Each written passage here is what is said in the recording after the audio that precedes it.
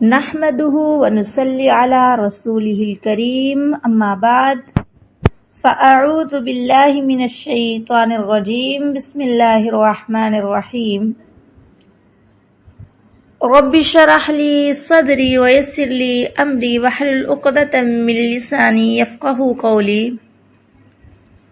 ربي زدني علما ربي زدني علما ربي زدني علما وفهما اللهم فقهنا في الدين اللهم فقهنا في الدين اللهم فقهنا في الدين آمین یا رب العالمین۔ آج ہم بفضل اللہ تعالی پارہ نمبر 29 پڑھنے والے ہیں۔ اس پارہ میں ایک تو ہے سورہ ملک، اس کی فضیلت میں ایک حدیث بھی آتی ہے۔ اللہ کے نبی صلی اللہ علیہ وسلم کا فرمان ہے کہ کتاب اللہ میں ایک ایسی سورت ہے جس کی آیتیں 30 ہیں۔ قیامت کے روز یہ ایک شخص کی سفارش کریں گی یہاں تک کہ اس کو جہنم سے نکال کر جنت میں داخل کر دے گی، اور وہ سورہ تبارک ہے۔ اس سورہ میں کیا ہے؟ اس میں اللہ تعالیٰ کی عظمت ہے، اللہ تعالیٰ کی خالقیت کو بیان کیا گیا ہے، کفار کی حسرت و ندامت ہے، اور اللہ تعالیٰ سے ڈرنے والوں کے لیے خوشخبری کا بیان ہے۔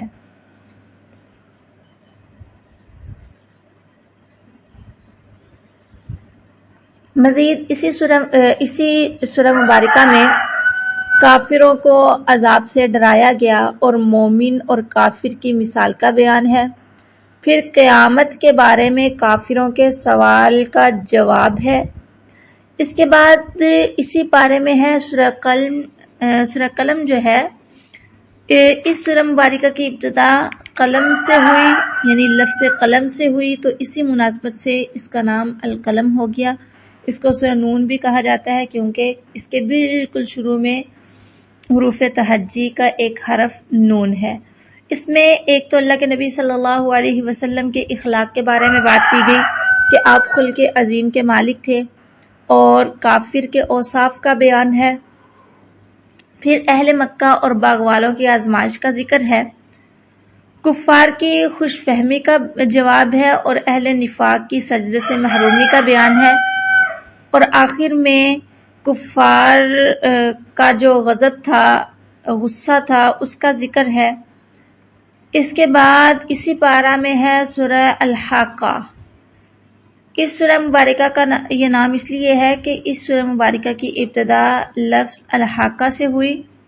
اس میں 2 رکوع ہیں، اور اس سورہ مبارکہ میں ایسے قومیں جن کو ہلاک کر دیا گیا ان کے احوال ہیں، قیامت کے روز آسمان کا پھٹ جانا مذکور ہے، اور آخر میں قیامت کے دن کفار کی حسرت و ندامت کا بیان ہے۔ نیز اسی سورہ مبارکہ میں قرآن کی عظمت کو بھی بیان کیا گیا۔ اس کے بعد آتی ہے سورہ المعارج۔ اس کا نام یہ اس لیے پڑا کہ یہ لفظ بھی اس میں آتا ہے، ٹھیک ہے، اور اس کو سورہ سأل سائل بھی کہتے ہیں کیونکہ اس کی ابتدا ان الفاظ سے ہوئی۔ اس میں 2 رکوع 44 آیتیں ہیں۔ اس میں ہے کیا؟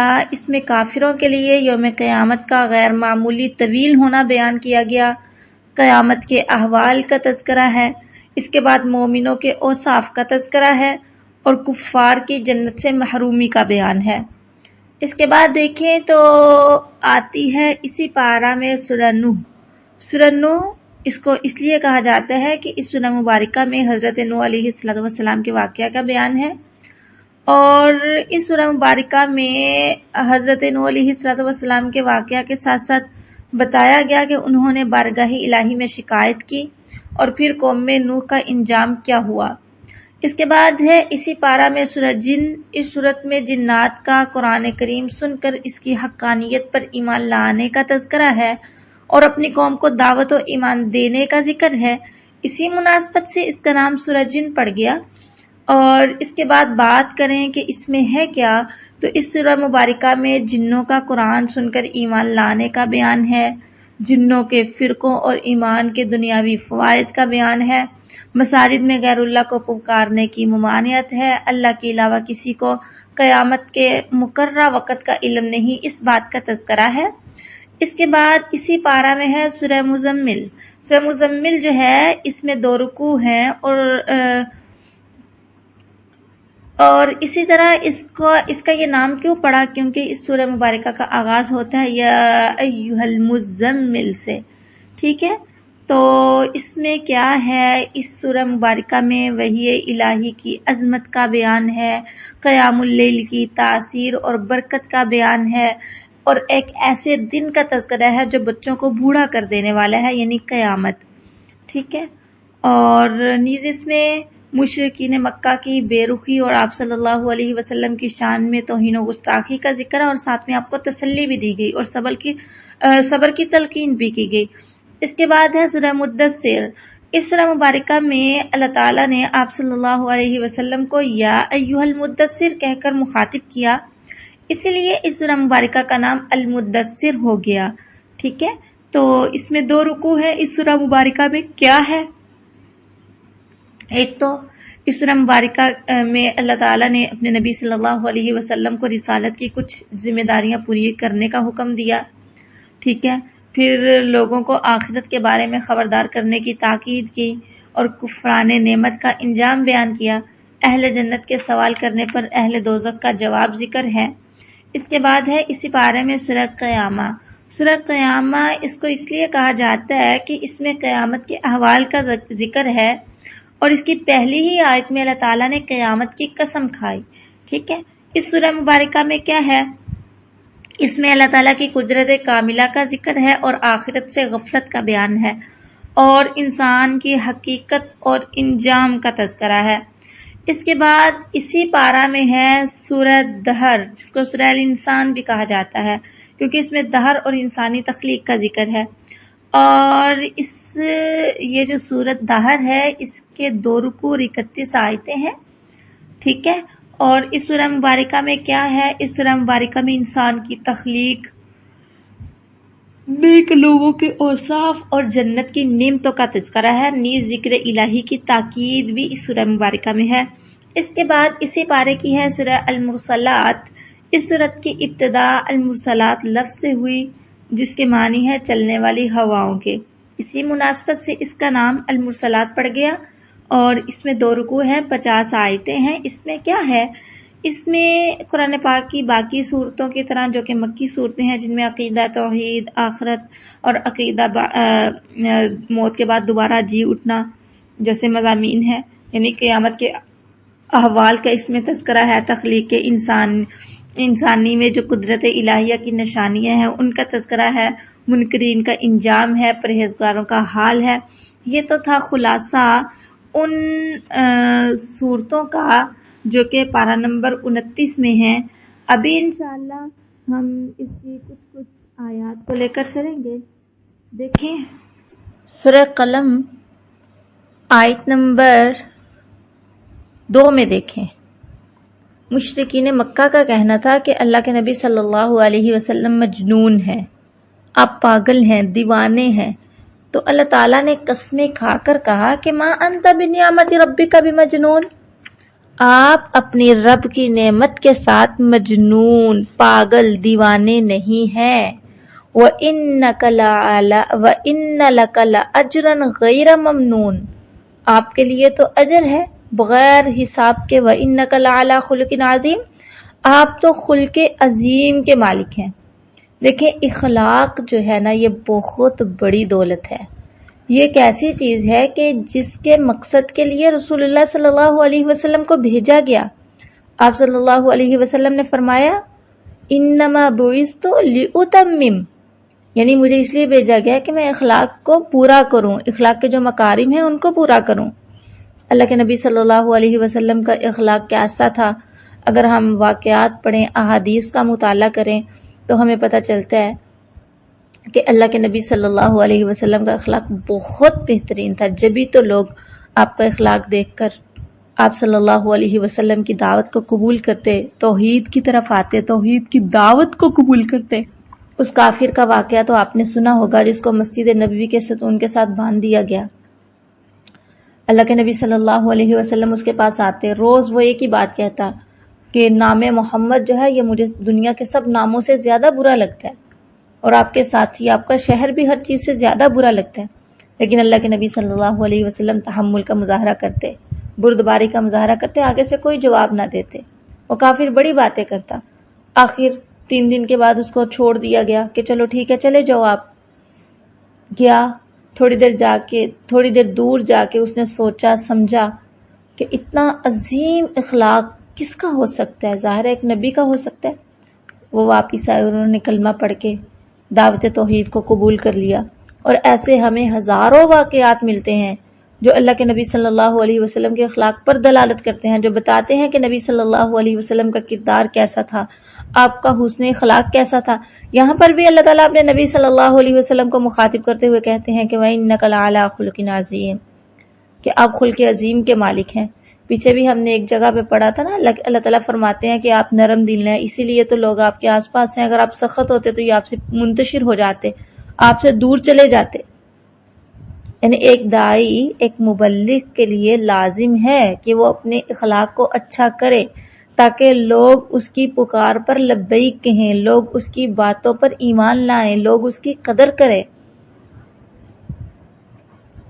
اللہ تعالیٰ ہمیں بھی ایسا اخلاق عطا فرمائے۔ آج کل تو ہمارے اتنے گھٹیا اخلاق ہو چکے ہیں کہ لوگ بجائے اسلام کے قریب آنے کے اسلام کے دور ہوتے چلے جا رہے ہیں۔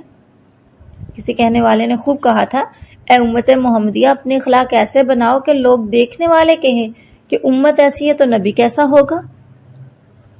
لیکن یہاں پر معاملہ بالکل الٹ پر چل رہا ہے۔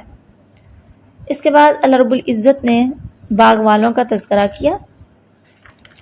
یہ باغ والے جو تھے انہوں نے صبح ہوتے ہی، بلکہ بھی لوگ سوئے ہوئے تھے، انہوں نے آپس میں یہ فیصلہ کیا کہ ہمارے بابا جو اتنا کچھ غریبوں کو دے دیا کرتے تھے تو ہم یہ کریں گے کہ غربا کے اٹھنے سے پہلے پہلے ہم اپنے باغ میں جائیں گے، ہر چیز جو فصل ہے اس کو کاٹ لیں گے، ٹھیک ہے، پھر اس طریقے سے اس کو سنبھال لیں گے۔ لیکن کیا ہوا، جب وہ صبح اٹھے تو ان کی کھیتی جل چکی تھی، وہاں پر اس کا نام و نشان ہی نہیں تھا۔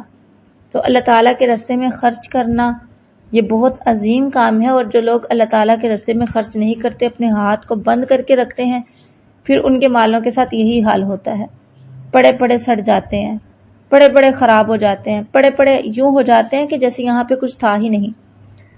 پھر خود ہی ایک دوسرے کو ملامت کرنے لگے اور کہنے لگے بے شک ہم ہی سرکشی کرنے والے تھے، عسیٰ ربنا یبدلنا خیرا منہا انا الی ربنا راغبون۔ اللہ رب العزت فرماتے ہیں اسی طرح اللہ کا عذاب ہوتا ہے، اور جو آخرت کا عذاب ہوتا ہے وہ اس سے بھی بڑھ کر ہوتا ہے۔ اس کے بعد اللہ تعالیٰ نے متقی لوگوں کے متعلق بیان کیا کہ متقی لوگ قیامت والے دن جنت نعیم میں ہوں گے۔ ایک بندہ مسلمان ہے جس نے اپنی پوری زندگی رب تعالیٰ کے فرمان کے لیے وقف کر دی، جھک گیا، فرما بردار ہو گیا، مطیع ہو گیا، تابع ہو گیا۔ ایک وہ بندہ ہے جس نے اپنی ساری زندگی گناہوں کی دلدل میں گزار دی۔ کیا یہ دونوں برابر ہو سکتے ہیں؟ اللہ فرماتے ہیں افنجعل المسلمین کالمجرمین، کیا ہم مسلمانوں اور مجرموں کو آپس میں برابر کر دیں؟ کیا ہم کر دیں مسلمانوں کو مجرموں کی طرح؟ ما لکم کیف تحکمون، کہ تمہیں کیا ہو گیا، تم کیسے فیصلے کرتے ہو؟ اس کے بعد اللہ تعالیٰ نے قیامت کی کچھ احوال کا تذکرہ کیا کہ قیامت والے دن اللہ تعالیٰ پنڈلی سے کپڑا ہٹائیں گے، لوگوں سے کہا جائے گا کہ سجدہ کرو، لیکن وہ سجدے کی طاقت نہیں رکھیں گے۔ یا تو یہ وہ لوگ ہوں گے جو کافر ہیں، جنہوں نے دنیا میں رب تعالیٰ کا بالکل انکار کر دیا، یا یہ وہ لوگ ہوں گے جو منافق تھے، جو دل سے سجدہ نہیں کرتے تھے۔ اس دن نظریں جھکی ہوں گی، ذلت نے ڈھانپا ہوگا۔ اس دن ان کو سجدے کی طرف بلایا جائے گا، لیکن وہ سجدہ کر نہیں پائیں گے، حالانکہ وہ صحیح سالم ہوں گے۔ اللہ رب العزت فرماتے ہیں جو لوگ اللہ تعالیٰ کے منکر ہیں، جو اللہ تعالیٰ کی باتوں کو نہیں مانتے، ہم انہیں ڈھیل دے رہے ہیں۔ اے نبی صلی اللہ علیہ وسلم، آپ صبر سے کام لیجئے، آپ مچھلی والے کی طرح نہ ہو جائیں۔ حضرت یونس علیہ السلام پیچھے واقعہ پڑھا نا ہم نے ان کا۔ بہرحال اس کے بعد دیکھیں سورہ حاقہ ہے، اس میں تفصیلاً قیامت کے کچھ احوال کا تذکرہ ہے۔ اللہ رب العزت فرماتے ہیں وَحُمِلَتِ الْأَرْضُ وَالْجِبَالُ فَدُكَّتَا دَكَّةً وَاحِدَةً۔ اس سے پیچھے والی آیت دیکھیں، فرمایا جب پھونکا جائے گا سور میں اور اٹھائی جائے گی زمین اور پہاڑ، پھر کوٹ دیے جائیں گے ایک بار۔ فَيَوْمَئِذٍ وَقَعَتِ الْوَاقِعَةُ، پھر اس دن واقع ہوگی واقع ہونے والی۔ وَانشَقَّتِ السَّمَاءُ فَهِيَ يَوْمَئِذٍ وَاهِيَةٌ، آسمان پھٹ جائے گا، پھر وہ اس دن بکھر رہا ہے اور فرشتے ہوں گے اس کے کنارے پر۔ وَيَحْمِلُ عَرْشَ رَبِّكَ فَوْقَهُمْ يَوْمَئِذٍ ثَمَانِيَةٌ، اور اٹھائیں گے تخت تیرے رب کا اپنے اوپر اس دن 8 لوگ۔ یومئذ، اس دن، تعرضون، سامنے کیے جاؤ گے، لا تخفی منکم خافیہ، اس دن نہ چھپی رہے گی تمہاری کوئی چھپی ہوئی بات۔ فَأَمَّا مَنْ أُوتِيَ كِتَابَهُ بِيَمِينِهِ، قیامت کے حالات کو بیان کیا جا رہا ہے۔ قیامت برحق ہے، اور قیامت مسلمانوں کے ان عقائد میں سے ہے جو انقلابی ہیں، جنہوں نے دنیا میں انقلاب برپا کر دیا۔ دیکھیں، اگر کسی بندے کو یقین ہوگا نا کہ آخرت قائم ہونے والی ہے، قیامت آنے والی ہے، تو کوئی بندہ گناہوں کے اندر آگے نہیں جائے گا۔ مسئلہ یہ ہے کہ ہم لوگوں کو یقین ہی نہیں ہے، ہم یقین کرنے کے لیے تیار ہی نہیں، مانتے تو ہیں لیکن یقین نہیں کرتے۔ دیکھیں، بیٹیوں کی شادیاں کرنی ہو، جب بیٹی پیدا ہوتی ہے والدین تبھی سے اس کی شادی کی تیاری میں لگ جاتے ہیں، اس کا سامان بنانا شروع کر دیتے ہیں، کیونکہ انہیں یقین ہوتا ہے کہ بھئی ہماری بیٹی کی شادی ہوگی۔ تو ہمیں تو قیامت کے بارے میں اتنا بھی یقین نہیں ہے۔ یہی تو وجہ ہے کہ ہم لوگ قیامت کے لیے کوئی تیاری ہی نہیں کرتے، حالانکہ ہم سب جانتے ہیں، الحمدللہ مسلمان ہونے کے ناطے سب کو علم ہے قیامت کا دن قائم ہونے والا ہے، لیکن کیا علم تو ہے لیکن یقین نہیں ہے۔ یقین کرنا پڑے گا، اگر ہم یقین کریں گے نا، یقین جانے ہماری زندگی بدل جائے گی، ہماری دل کی دنیا بدل جائے گی، پھر ہمیں سمجھ آنے لگے گی کہ ہم نے اس زندگی کو کیسے گزارنا ہے، اس دنیا کی زندگی کو کیسے گزارنا ہے۔ فکر آخرت بہت ضروری ہے انسان کے لیے، فکر آخرت بہت ضروری ہے انسان کے لیے۔ اس دن چھوٹی سے چھوٹی نیکی کا بھی بدلہ دیا جائے گا، جزا دی جائے گی، چھوٹی سے چھوٹی برائی کی بھی سزا دی جائے گی۔ اللہ رب العزت فرماتے ہیں اس دن کچھ لوگ ایسے ہوں گے جن کے دائیں ہاتھ میں اعمال نامہ دیا جائے گا، وہ کہیں گے ہمیں پتا تھا، ہمیں یقین تھا کہ ہم اپنے حساب کو ملنے والے ہیں، ہمارا حساب لیا جائے گا۔ اللہ فرماتے ہیں ایسے لوگ جن کو یقین ہوتا ہے کہ قیامت والے دن ان سے پوچھ گچھ ہوگی، قیامت کا دن قائم ہونے والا ہے، جنت جہنم سب کچھ برحق ہے، ایسے لوگ فی عیشۃ راضیہ، پسندیدہ زندگی میں ہوں گے، من چاہی زندگی میں ہوں گے، باغات میں ہوں گے جن کے میوے جھکے پڑے ہیں۔ اللہ تعالیٰ کہیں گے کھاؤ پیو، ہنستا رچتا بچتا، یعنی خوشی سے کھاؤ، کسی چیز کی روک ٹوک نہیں ہے۔ اور کچھ لوگ ایسے ہوں گے جن کے دانے ہاتھ میں اعمال نامہ دیا جائے گا، وہ کہیں گے ہائے افسوس، کاش مجھے میرا اعمال نامہ نہ دیا جاتا، مجھے تو خبر ہی نہیں تھی کہ یہ میرا حساب ہونا ہے، کاش کسی طرح وہی موت ختم کر جاتی، میرا تو مال بھی میرے کام نہ آیا، برباد ہوئی مجھ سے حکومت میری۔ خذوہ فغلوہ، کہا جائے گا پکڑ لو اس کو، توک ڈالو، پھر جہنم کی طرف اس کو ڈال دو، جہنم کی طرف لے جاؤ اور جہنم میں اس کو ڈال دو، پھر ایک زنجیر میں جس کی لمبائی 70 گز ہے اس کے اندر اس کو جکڑ دو۔ اس کا گناہ کیا تھا؟ یہ اللہ تعالیٰ کی ذات پر ایمان نہیں لاتا تھا اور نہ فقیر کے کھانے پر تاکید کیا کرتا تھا، تو اس کا آج کوئی یہاں پہ دوست نہیں ہوگا اور اس کو کچھ نہیں ملے گا سوائے زخمیوں کے پیپ کے۔ جو زخموں کی پیپ ہوتی ہے نا وہ اس کو دی جائے گی پینے کے لیے. اللہم لا تجعلنا منہم، اللہم لا تجعلنا منہم. میری بہنوں، قیامت کا دن بہت سخت ہے، جہنم کے معاملات بڑے سخت ہیں، اس لیے اس کی فکر کرنی چاہیے ہمیں. اس کے بعد والی جو صورت ہے اس میں بھی جہنم کے کچھ حالات کا بیان ہے. اللہ رب العزت فرماتے ہیں، مانگا ایک مانگنے والے نے، سأل سائل بعذاب واقع، سوال کیا ایک سوال کرنے والے نے عذاب واقع کا، جو واقع ہونے والا عذاب ہے اس کا.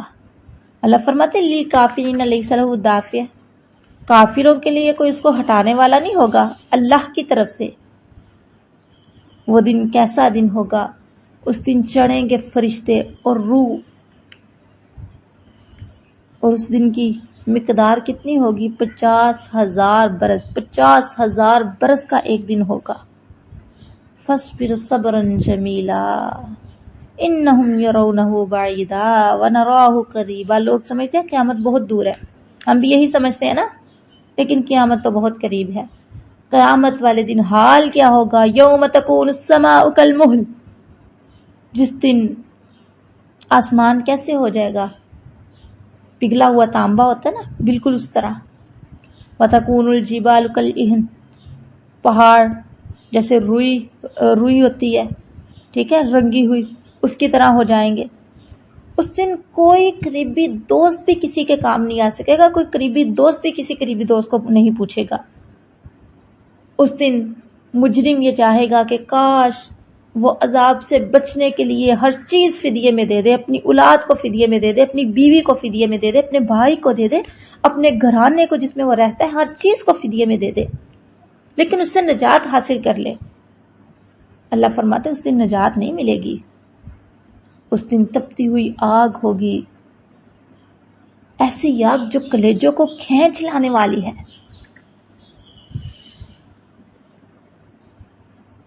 وَجَمَعَ فَأَوْعَى إِنَّ الْإِنسَانَ خُلِقَ هَلُوعًا. انسان جو ہے نا یہ بنا ہے جی کا کچا. اذا مسہ الشر جزوعا، جب اس کو کوئی برائی لگتی ہے نا تو بے صبرا ہو جاتا ہے، اور جب کوئی بھلائی لگتی ہے تو بے توفیقہ ہو جاتا ہے. مگر کچھ ایسے لوگ ہیں جن کے حالات جیسے بھی ہوں، معاملات جیسے بھی ہوں، وہ نہیں اللہ کو بھولتے، ہر حال میں صبر اور شکر کا ہاتھ دامن سے نہیں جانے دیتے. وہ لوگ کون سے ہیں؟ یہ کچھ نشانیاں ہیں، میں آپ کو بتاتی ہوں جو سورہ معارج میں ہے. انشاءاللہ ہم نے یہ علامات اپنے اندر پیدا کرنی ہے. فرمایا سب لوگ ایسے ہی ہیں کہ جب ان کو برائی لگتی ہے تو بے صبرے ہو جاتے ہیں، جب اچھائی پہنچتی ہے تو بے توفیقے ہو جاتے ہیں. ہاں الا المصلین، مگر کچھ نمازی.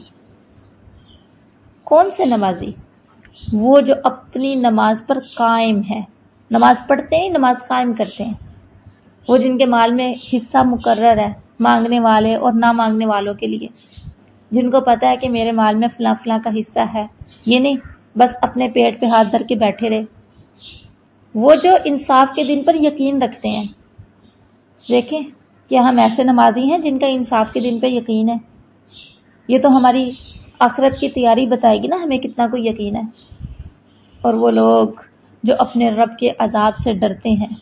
اللہ رب العزت فرماتے ہیں ان عذاب ربہم غیر مامون، آپ کے رب کا عذاب ایسا ہے کہ جس سے نہ ڈر نہیں ہونا چاہیے. اور وہ لوگ اپنی شرمگاہوں کی حفاظت کرتے ہیں مگر اپنی بیویوں پر اور اپنی خادماؤں پر. اس سے مراد وہ خادمائیں ہیں، ٹھیک ہے، جن کے بارے میں پہلے بھی بتا چکی ہوں کہ منڈیاں لگا کرتی تھیں یا پھر میدان جنگ میں ہاتھ آتی، لونڈیاں، باندیاں. آج کے دور میں یہ ہے تو نہیں، اس لیے اپنی شرمگاہوں کی حفاظت کرنی ہے مگر اپنی بیویاں، ٹھیک ہے. اگر عورتیں ہیں تو ان کے لیے ان کے شوہر ہوں گے.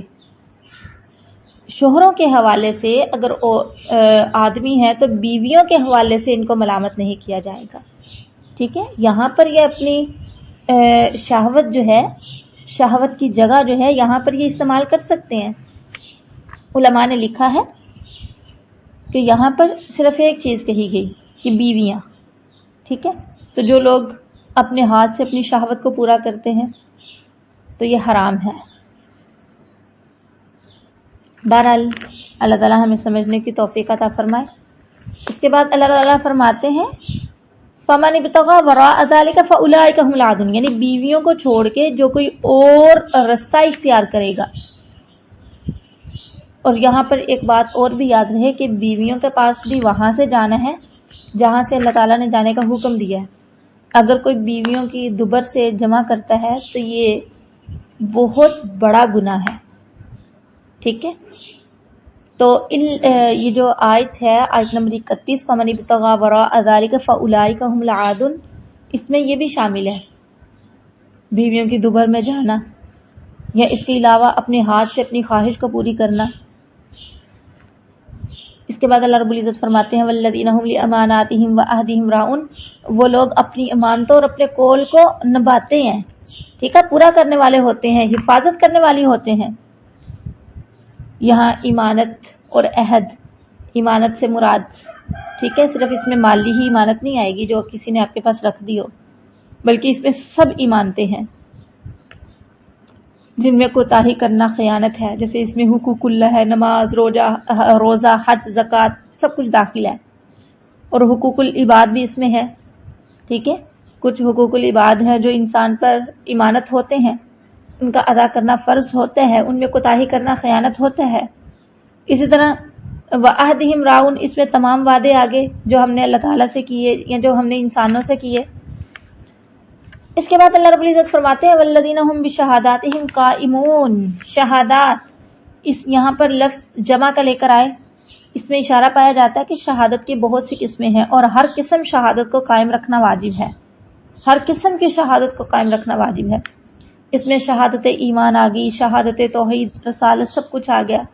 اس طرح اور بھی جو باقی شہادات ہوتی ہیں، جیسا کہ رمضان کے چاند کی شہادت، حدود شرعیہ کی شہادت، باہمی لوگوں کے جو معاملات ہوتے ہیں، ٹھیک ہے، جو کسی کے سامنے ہوئے ہوں ان کی شہادت، یہ سب کچھ اس میں آ گیا۔ تو شہادتوں کا چھپانا، اس میں کمی بیشی کرنا، ان کو صحیح قائم، کمی بیشی کرنا حرام ہے، ان کو صحیح قائم کرنا اس آیت کی روح سے فرض ہے۔ والذین هم علی صلاتہم یحافظون، وہ اپنی نمازوں سے خبردار ہیں، اپنی نمازوں کی حفاظت کرنے والے ہیں۔ تو جن لوگوں میں یہ ساری چیزیں پائی جائیں گی تو وہ کیا ہوں گے، کہاں ہوں گے؟ اولئک فی جنات مکرمون، وہ باغات میں ہوں گے، عزت سے، بڑی ان کی عزت وہاں پر کی جائے گی۔ اللہ تعالی ہمیں بھی ایسے لوگوں میں شامل فرمائے۔ اللہم اجعلنا منہم، اللہم اجعلنا منہم۔ اب یہ جو میں نے کچھ علامات، کچھ نشانیاں نیک لوگوں کی آپ کے سامنے رکھی ہیں، انشاءاللہ ہم نے کوشش کرنی ہے کہ ہم ان پر عمل کریں انشاءاللہ۔ اس کے بعد دیکھیے سورہ نوح ہے، اس میں حضرت نوح علیہ السلام کی قوم کا واقعہ ہے۔ حضرت نوح علیہ السلام نے اللہ تعالیٰ سے کہا کہ اللہ انی دعوت قومی لیلا و نہارا، میں نے اپنی قوم کو دن رات تیری دعوت دی۔ تو اس سے پتہ چلتا ہے کہ دعوت و تبلیغ کا کام کرنا، اس میں کوئی بھی دن، کوئی بھی وقت ہو سکتے ہیں، ٹھیک ہے، ضروری نہیں کہ صرف دن کے وقت میں ہی کیا جائے، لیکن بہتر یہ ہے کہ دن جو ہے یہ مخلوق کے لیے رکھا جائے اور رات رب تعالیٰ کے لیے وقف کر دی جائے، جیسا کہ ہم انشاءاللہ آگے پڑھیں گے۔ تو حضرت نوح علیہ السلام نے اللہ تعالیٰ سے شکایت کی کہ اللہ میں نے اپنی قوم کو دن رات دعوت دی ہے، لیکن کیا ہوا، وہ اور بھاگتے جا رہے ہیں توحید سے۔ اللہ میں نے ان کو ہر حال میں تیری طرف بلایا ہے، اعلانیہ، جہریہ، پوشیدہ، میں نے کہا ہے کہ تم رب تعالیٰ سے بخشش مانگو، رب تعالیٰ سے معافی مانگو، اللہ تعالیٰ بہت بخشنے والا ہے۔ تو اگر تم بخشش مانگو گے، اللہ تعالیٰ آسمان سے تم پر بارش بھی برسائے گا، تمہیں بیٹے، مال و دولت بھی عطا کرے گا، باغات بھی عطا کرے گا، ٹھیک ہے۔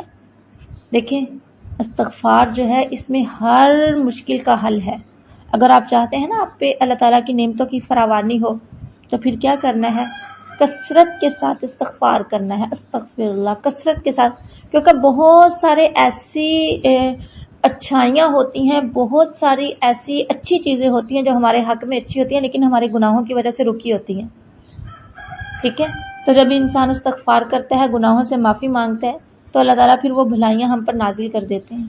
اس لیے کثرت کے ساتھ استغفار پڑھیں۔ اللہ کے نبی صلی اللہ علیہ وسلم، جن کا کوئی گناہ بھی نہیں تھا، لیکن اس کے باوجود آپ صلی اللہ علیہ وسلم ایک مجلس میں 100 دفعہ اللہ تعالیٰ سے معافی مانگیا کرتے تھے۔ تو ہمیں بھی کثرت کے ساتھ استغفار کرنا ہے، ٹھیک ہے؟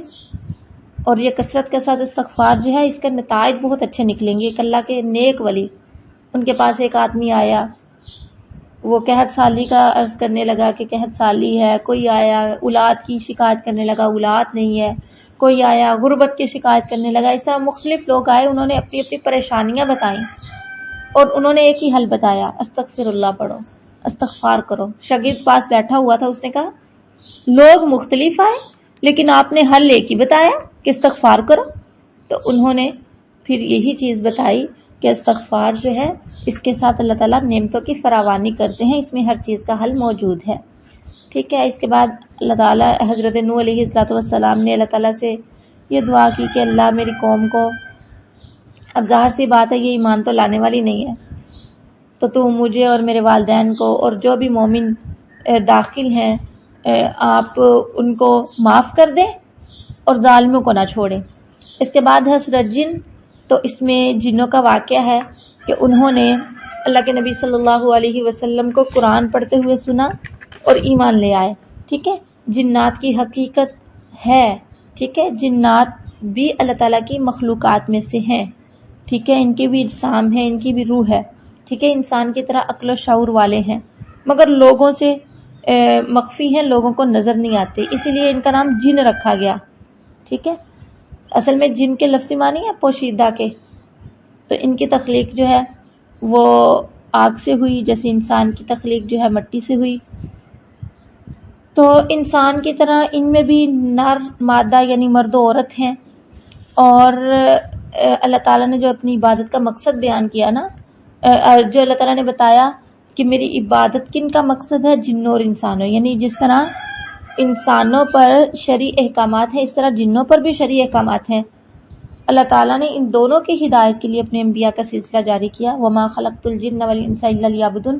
جنوں اور انسانوں کی پیدائش کا مقصد ہی اللہ تعالیٰ کی عبادت ہے، ٹھیک ہے؟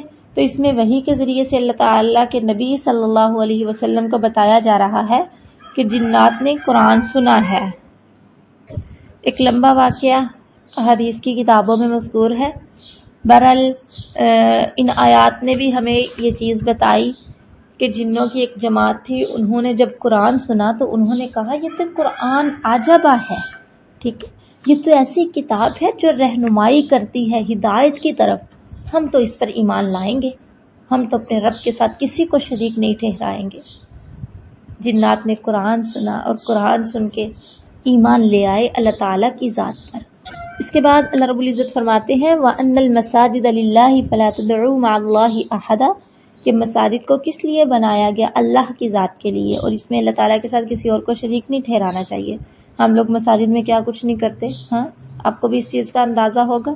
مساجد کا بنیادی مقصد اللہ تعالیٰ کا ذکر ہے، اللہ کے علاوہ وہاں پر کسی اور چیز کی بات نہیں کی جائے گی، حتیٰ کہ مساجد میں خرید و فروخت کرنے سے بھی منع کیا گیا۔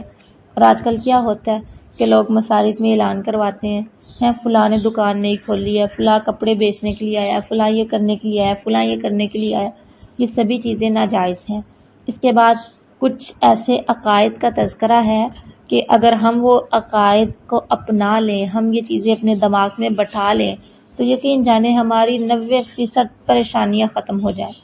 اللہ کے علاوہ، اس میں کیا ہے، اللہ کے علاوہ کوئی مالک نہیں ہے نفع نقصان کا، ٹھیک ہے؟ اگر اللہ تعالیٰ کسی کو قید کر لے، اللہ تعالیٰ کسی پر آزمائش ڈال دے تو کوئی بھی اس آزمائش سے اس انسان کو بچا نہیں سکتا، ٹھیک ہے؟ اسی طرح یہ بھی اس میں بتایا گیا کہ علم غیب جو ہے یہ صرف اور صرف اللہ کے پاس ہے۔ اس کے بعد آتی ہے سورہ مزمل، اس میں اللہ کے نبی صلی اللہ علیہ وسلم کو مخاطب کرتے ہوئے یہ بات کہی گئی کہ آپ رات کا قیام کیا کریں، ٹھیک ہے؟ بعض علماء نے لکھا ہے کہ اللہ کے نبی صلی اللہ علیہ وسلم پر رات کا قیام فرض تھا۔ بہرحال اپنے نبی صلی اللہ علیہ وسلم کو اللہ تعالیٰ نے تلقین کی. بعض اوقات ایسے ہوتا اللہ کے نبی صلی اللہ علیہ وسلم ساری ساری رات قیام میں گزار دیتے، پاؤں سوج جاتے. ہماری عائشہ فرماتی ہیں کہ آپ صلی اللہ علیہ وسلم اتنا قیام کرتے کہ آپ کے پاؤں سوج جاتے. تو اللہ تعالیٰ نے کہا کہ آپ رات کا کچھ حصہ یا آدھا حصہ آپ قیام کیا کریں، ٹھیک ہے، ساری ساری رات جو ہے یہ نہ کیا کریں. اِنَّا سَنُلْقِي عَلَيْكَ قَوْلًا ثَقِيلًا اَوْ زِدْ عَلَيْهِ وَرَتِّلِ الْقُرْآنَ تَرْتِيلًا، یعنی نصف رات یا اس سے کم یا اس سے زیادہ جتنا آپ چاہیں آپ قیام کر سکتے ہیں، اور قرآن کو ترتیل کے ساتھ پڑھیں. ترتیل اس کے لفظی معنی ہے کلمہ کو سہولت اور استقامت کے ساتھ منہ سے نکالنے کے. مطلب آیت کا یہ ہے کہ تلاوت قرآن پاک میں جلدی نہ کریں بلکہ ترتیل تسہیل کے ساتھ ادا کریں، اور ساتھ ہی اس کے معنی میں بھی تدبر اور تفکر کریں، غور و فکر سے کام لیں. تو اس سے ہمیں یہ پتہ چلتا ہے کہ قرآن کا صرف پڑھنا مطلوب نہیں ہے بلکہ ترتیل مطلوب ہے، جس میں ہر کلمہ صاف صاف اور صحیح ادا ہو. اور اللہ کے نبی صلی اللہ علیہ وسلم ایسے ہی پڑھا کرتے تھے. حضرت ام سلمہ سے بعض لوگوں نے رات کی نماز میں آپ کی تلاوت قرآن پاک کی کیفیت دریافت کی، تو انہوں نے کہا کہ آپ ہر حرف کو واضح کیا کرتے تھے، اور ترتیل میں تحسین آواز یعنی جتنا انسان کے اختیار میں ہے خوش آوازی سے پڑھنا بھی شامل ہے. ٹھیک ہے، جیسا کہ ایک حدیث میں آتا ہے کہ اللہ تعالیٰ کسی کی قرات اور تلاوت کو ایسا نہیں سنتا جیسا نبی کی تلاوت کو سنتا ہے، جو خوش آوازی کے ساتھ اونچی آواز سے تلاوت کرتا ہے. اس کے بعد اللہ رب العزت فرماتے ہیں ان ناشئۃ اللیل، ناشیہ، ٹھیک ہے، اس کے معنی رات کی نماز کے لیے کھڑا ہونا. فرمایا ان ناشئۃ اللیل ہی اشد وطئا، مطلب کیا؟ یعنی رات کی نماز جو ہے نا یہ نفس کشی اور نفس کو کچلنے میں بہت مددگار ہے، یعنی نفس کو قابو رکھنے میں اور ناجائز خواہشات سے روکنے پر، ٹھیک ہے، نماز تہجد سے بڑی مدد ملتی ہے. اسی لیے ہونا کیا چاہیے کہ انسان کو رات کی نماز پڑھنی چاہیے. اور اس کا معنی یہ بھی بیان کیا گیا جو کہ حضرت عبداللہ بن عباس نے بیان فرمایا کہ کان اور دل میں اس وقت زیادہ موافقت ہوتی ہے کہ رات کا وقت عموماً کاموں سے فراغت اور شور و غل سے نجات اور سکون کا وقت ہوتا ہے. تو جو بھی انسان الفاظ زبان سے نکالتا ہے اپنے کان بھی اس کو سنتے ہیں اور دل میں بھی حاضر ہوتا ہے. بہرحال اقوام قیلا، اقوام کے معنی زیادہ درست اور زیادہ ثابت کے ہے. مراد یہ کہ رات کے وقت میں تلاوت قرآن پاک زیادہ درست اور جماؤ کے ساتھ ہو سکتی ہے، کیونکہ مختلف قسم کی آوازوں اور شور و غل سے دل اور ذہن جو ہے یہ منتشر نہیں ہوتا. ٹھیک ہے، بہرحال اس میں قیام اللیل کا اللہ تعالیٰ نے کہا کہ رات کی نماز پڑھیں، ٹھیک ہے، اور ساتھ یہ بھی کہہ دیا کہ رات کی نماز کے فوائد کیا ہیں. یعنی رات کو ایک تو رات کی نماز پڑھنا اس سے ناجائز خواہشات روکنے میں مدد ملتی ہے، اور دوسرا یہ بھی کہ اس وقت کان اور دل حاضر ہوتے ہیں، انسان جو پڑھتا ہے وہ سنتا بھی ہے. اس کے بعد اللہ رب العزت فرماتے ہیں ان لک فی النہار سبحا طویلا، سبحا کے لفظی معنی جاری ہونے اور گھومنے پھرنے کے ہیں. ٹھیک ہے، اور مراد کیا ہے؟ یہاں مراد دن بھر کے مشاغل ہیں جن میں تعلیم اور تبلیغ اور اصلاح انسانوں کے لیے یا اپنی معاشی مصلحتوں کے لیے چلنا پھرنا سب داخل ہے. تو اس آیت میں قیام اللیل کے حکم کی تیسری حکمت اللہ تعالیٰ نے بیان کی، ٹھیک ہے، کہ دن کے وقت اور بہت سارے مشاغل رہتے ہیں، ٹھیک ہے، اس لیے رات کا جو وقت ہے نا تب آپ آرام بھی کریں، نیند بھی لیں اور قیام اللیل بھی کریں. ٹھیک ہے، یہ عبادت ہے. علماء نے یہاں سے یہ مسئلہ اخذ کیا ہے کہ جو لوگ یا علماء مشائخ لوگوں کی تعلیم و تربیت میں مصروف رہتے ہیں، لوگوں کی خدمتوں میں مصروف رہتے ہیں، تو ان کو بھی چاہیے کہ یہ کام دن ہی تک محدود رکھیں. رات کا وقت جو ہے ایک تو اس میں اپنی نیند لیں اور دوسرا اللہ تعالیٰ کے حضور حاضری دیں اور عبادت کے لیے فارغ رکھیں اپنی رات کو. بہرحال اگر ہمیں ضرورت پڑے تو ہم بوقت ضرورت صبح کے ٹائم میں بھی یہ کام کر سکتے ہیں.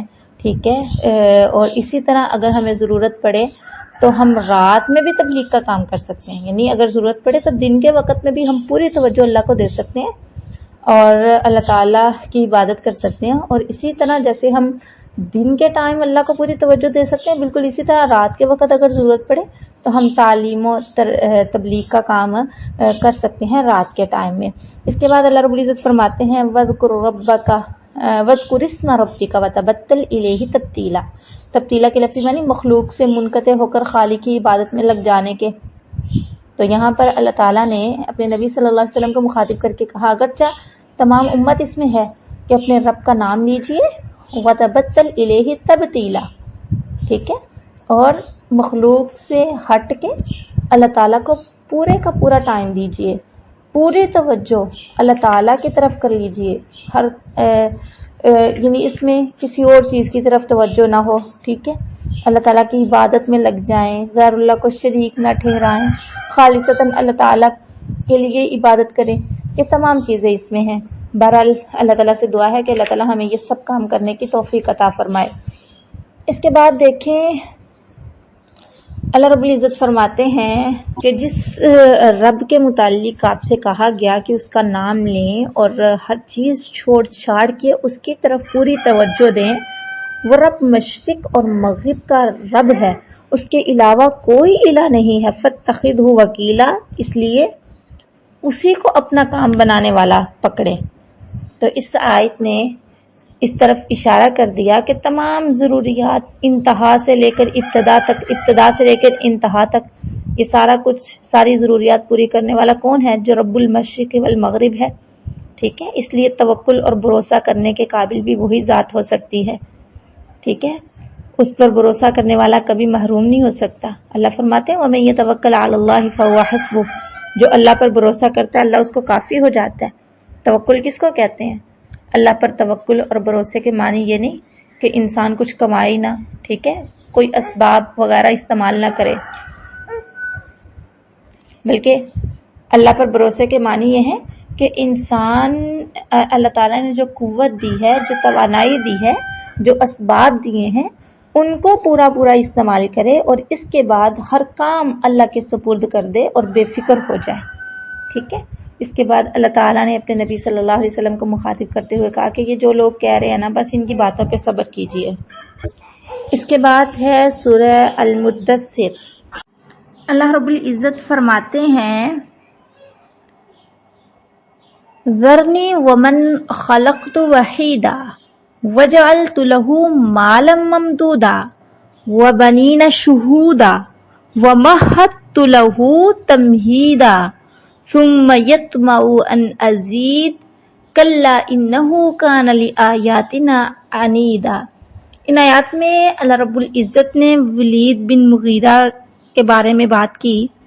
وہ کافر تھا اور اللہ تعالیٰ نے اس کو دنیا کی مال و دولت سے نواز رکھا تھا اور اولاد کی فراوانی بھی عطا کی تھی، اور مزید وہ یہ لالچ رکھتا تھا کہ اللہ تعالیٰ اس کو اور عطا کریں۔ اللہ رب العزت نے فرمایا وَبَنِينَ شُهُودًا کہ میں نے اس کو ایسے بیٹے دیے تھے جو مجلس میں بیٹھنے والے تھے، ہر وقت پاس رہنے والے تھے، حاضر تھے، یعنی اولاد حاضر موجود عطا کی تھی۔ تو اس سے علماء نے لکھا ہے کہ اس سے یہ پتہ چلتا ہے کہ اولاد کا پیدا ہونا اور اس کا باقی رہنا اللہ تعالیٰ کے انعامات میں سے ہے۔ بالکل اسی طرح اولاد کا اپنے پاس حاضر موجود رہنا بھی ایک بہت بڑا انعام ہے، جو کہ والدین کے لیے آنکھوں کی ٹھنڈک اور دل کے سکون کا بہت بڑا ذریعہ بنتی ہے۔ ان کی حاضری سے ایک تو والدین کی خدمت ہو جاتی ہے، دوسرا والدین کے جو کاروبار ہوتے ہیں اس میں ان سے مدد ملتی ہے، ٹھیک ہے۔ لیکن دیکھیں ہمارے آج کے معاشرے میں کیا ہوا، آج ایسا زمانہ چل رہا ہے کہ سونے چاندی کے سکوں کی لالچ میں، نوٹوں کے لالچ میں، عیش و آرام کے لالچ نے والدین کو اندھا کر دیا، اور والدین بڑے فخر سے اولاد کو دوسرے ملکوں میں پھینک دیتے ہیں اور اس پر خوش ہوتے ہیں، ٹھیک ہے۔ تو دیکھتے کیا ہے کہ بس سالانہ ماہانہ بچوں کی آمدنی کتنی آ رہی ہے، بس ان کو اس چیز کی فکر ہوتی ہے کہ بچوں کے حوالے سے کانوں میں یہی پڑتا رہے کہ ماہانہ اس کی آمدنی اتنی تھی، سالانہ اس کی آمدنی اتنی تھی۔ بہرحال اس سے یہ چیز ثابت ہوتی ہے کہ بنین شہودہ اولاد ہو اور پھر اولاد باقی بھی رہے اور پھر والدین کے پاس ہو، یہ بہت بڑی نعمت ہے، ٹھیک ہے۔ اگر اللہ تعالیٰ نے کوئی ایسے اسباب پیدا کیے ہوں کہ والدین اور اولاد ایک ہی جگہ پر رہ سکے تو کوشش کیا کریں کہ ایسا ہی ہو، یہ اللہ تعالیٰ کی بہت بڑی نعمت ہے۔ باقی اللہ تعالیٰ ہم سب کو اپنی حفظ و امان میں رکھے. اللہ تعالیٰ ہمیں اولاد اور اگر عورت ہے تو شوہر اور شوہر ہے تو بیوی اس کو ایسی عطا کرے جو اس کی آنکھوں کی ٹھنڈک بنے. ویسے بھی اولاد والدین کے سامنے جب رہتی ہے نا تو پھر والدین اس کی اصلاح کرتے رہتے ہیں. جب اولاد والدین کی آنکھوں سے اوجل ہو جاتی ہے تو پھر ظاہر سی بات ہے والدین کو بھی پتہ نہیں ہوتا کہ کون کیا کر رہا ہے، جس کی وجہ سے اولاد کے گناہ میں پڑ جانے کا بھی خدشہ ہوتا ہے. بہرحال اللہ تعالیٰ سب کی اولاد کو گناہوں سے محفوظ رکھے اور اپنی رحمت سے نوازے. تو اللہ تعالیٰ یہاں پر بات کر رہے ہیں ولید بن مغیرہ کی، جو کہ کافر تھا. وہ چاہتا تھا کہ اس کو اللہ تعالیٰ اور دیں. ایک تو اللہ تعالیٰ نے پہلے اس کو بہت زیادہ نوازا تھا، لیکن اس نے کیا کیا، اس نے اللہ کے نبی صلی اللہ علیہ وسلم کی جو لائی ہوئی شریعت تھی اس کا انکار کر دیا. ٹھیک ہے، اس نے تکبر سے کام لیا، اس نے انکار کر دیا، اس نے اس قرآن کو مانا ہی نہ، کہنے لگا یہ تو کس سے کہانیاں ہیں. تو پھر اللہ تعالیٰ نے اس کا انجام کیا کیا، ظاہر سی بات ہے وہ جہنم میں جائے گا. اس کے بعد اللہ رب العزت فرماتے ہیں فی جنات یتساءلون عن المجرمین ما سلککم فی سقر قالوا لم نک من المصلین. دیکھیں یہاں پر بے نمازیوں کو اللہ تعالیٰ نے مجرم قرار دیا. اللہ تعالیٰ کہتے ہیں مجرموں سے جب جنتی پوچھیں گے نا کہ تمہیں کس چیز نے جہنم میں داخل کر دیا، تو وہ کہیں گے لم نک من المصلین، ہم نماز نہیں پڑھتے تھے. پتہ چلا نماز نہ پڑھنا ایک طرح کا جرم ہے. ٹھیک ہے، نماز نہ پڑھنے والے مجرم ہیں. ولم نک نطعم المسکین، ہم مسکینوں کو کھانا بھی نہیں کھلاتے تھے. ٹھیک ہے، تو اس سے کیا پتہ چلا یہ بھی بہت بڑا جرم ہے، مساکین کی خیرخواہی نہ کرنا، مساکین کا خیال نہ رکھنا. ٹھیک ہے، اور وَكُنَّا نُكَذِّبُ بِيَوْمِ الدِّينِ، ہم قیامت کے دن کو بھی جھٹلاتے تھے حتیٰ کہ آ گیا ہمارے پاس یہ والا دن. اللہ رب العزت فرماتے ہیں اس دن کسی کی سفارش کسی کے کام نہیں آئے گی. اللہ تعالیٰ اس دن ہمیں اپنے رحمت اور عرش کے سائے میں جگہ عطا فرمائے. اللہ تعالیٰ فرماتے ہیں وَمَا يَذْكُرُونَ إِلَّا أَن يَشَاءَ اللَّهُ هُوَ أَهْلُ التَّقْوَى وَأَهْلُ الْمَغْفِرَةِ. بہرحال اس کے بعد ہے سورہ قیامہ. اس سورہ مبارکہ میں اللہ تعالیٰ نے قیامت کی قسم کھائی. ٹھیک ہے، اور لوامہ، نفس لوامہ کی قسم کھائی. اصل میں نفس جو ہے نا، انسان کا جو نفس ہے اس کی 3 قسمیں ہیں. ایک نفس لوامہ، ایک نفس امارہ اور ایک نفس مطمئنہ. نفس لوامہ کہ ایسا نفس جو انسان کو ملامت کرے جب انسان برائی کے کام کرتا ہے. ٹھیک ہے، تو اگر کسی کو ایسا نفس مل جاتا ہے نا تو وہ بندہ بڑا ہی خوش قسمت ہے. اور ایک نفس مطمئنہ ہے، یعنی جو مطمئن ہے، جو بالکل پاک صاف ہے، جس سے بہت کم گناہ ہوتے ہیں. ٹھیک ہے، اللہ تعالیٰ کے رحمت کے سائے تلے رہنے والے، نہ گناہ کرتے ہیں، اور اگر گناہ ہو بھی جائیں تو فوری توبہ کر لیتے ہیں. اور ایک نفس ہے امارہ، یعنی انسان کو برائیوں پہ آمادہ کرنے والا. اللہ تعالیٰ ہم سب کو ایسے نفس سے بچا کے رکھے. بہرحال اس کے بعد اللہ رب العزت فرماتے ہیں کہ قیامت والے دن انسان کو اس کے آگے اور پیچھے تمام گناہوں کی خبر دی جائے گی. انسان کو بتایا جائے گا یہ تمہارے اچھے اعمال ہیں، یہ تمہارے برے اعمال ہیں. ٹھیک ہے، اس کے بعد اللہ رب العزت فرماتے ہیں کہ قیامت والے دن جب جنتی جنت میں چلے جائیں گے، جہنمی جہنم میں چلے جائیں گے، تو جنت میں کیسا نظارہ ہوگا. وجوہ یومئذ ناظرہ الی ربها ناظرہ ووجوہ یومئذ باسرہ، کہ اس دن لوگ رب تعالیٰ کا دیدار کریں گے. اللہ تعالیٰ کہیں گے اے جنتیوں میں نے تمہیں ہر چیز دے دی، کوئی چیز رہ تو نہیں گئی. جنتی کہیں گے نہیں اللہ کچھ بھی نہیں رہ گیا، بالکل آپ نے ہر کچھ ہمیں عطا کر دیا. تو اللہ تعالیٰ تب اپنے چہرے سے پردہ ہٹا لیں گے اور جنتی اللہ تعالیٰ کا دیدار کریں گے. اور اس دیدار کے سامنے جنت کی باقی ساری نعمتیں بالکل کچھ بھی نہیں ہوں گی.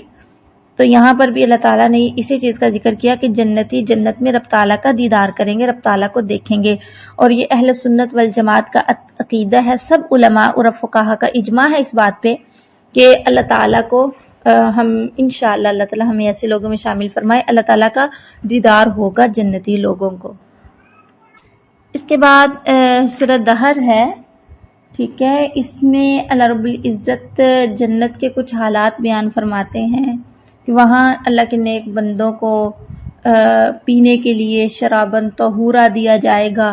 اس کے علاوہ یہ جنت کن کو ملے گی؟ یوفون بالنذر، جو نظر کو پورا کرتے ہیں اور اس دن سے ڈرتے ہیں، یعنی قیامت کے دن سے ڈرتے ہیں، انہیں اس چیز کا خوف ہے کہ اللہ تعالیٰ قیامت والے دن ان سے پوچھ نہ لیں۔ اسی طرح وہ حالانکہ ان کو خود ہوتا ہے، خود محبت ہوتی ہے انہیں کھانے پینے سے، لیکن اس کے باوجود وہ مسکینوں کو، یتیموں کو، قیدیوں کو کھلاتے ہیں، اور کھلاتے کس وجہ سے؟ اللہ تعالیٰ کی رضامندی کو تلاش کرتے ہوئے۔ اس کے بعد اللہ رب العزت فرماتے ہیں، سورہ مرسلات دیکھیں، اس میں اللہ تعالیٰ نے کچھ قسمیں کھائیں، اس کے بعد قیامت کا ذکر کیا، یعنی یہ بتایا کہ جس کا تم وعدہ دیے جاتے ہو وہ واقع ہونے والے، یعنی قیامت آنے والی ہے، وہ ضرور آ کر رہے گی۔ پھر اللہ تعالیٰ نے کچھ صفتیں بیان کی کفار کی، پھر ساتھ مومنین کے حوالے سے بات کی کہ متقی لوگ جو ہیں یہ سایوں میں ہوں گے، چشموں میں ہوں گے، انہیں ہر وہ پھل دیا جائے گا جو یہ چاہیں گے، ان سے کہا جائے گا تم کھاؤ پیو۔ اللہ تعالیٰ ہمیں بھی ایسے لوگوں میں شامل فرمائے۔ اللہم اجعلنا منہم، اللہم اجعلنا منہم، اللہم اجعلنا منہم۔ یہ تو تھا پارہ نمبر 29 کا خلاصہ۔ اللہ تعالیٰ سے دعا ہے کہ وہ ہمیں صحیح معنوں میں سمجھنے کی اور عمل کرنے کی توفیق عطا فرمائے۔ وآخر دعوانا ان الحمد للہ رب العالمین۔ ربنا تقبل منا انک انت السمیع العلیم وتب علینا انک انت التواب الرحیم، وصلی اللہ علی النبی وآلہ وصحبہ اجمعین برحمتک یا ارحم الراحمین۔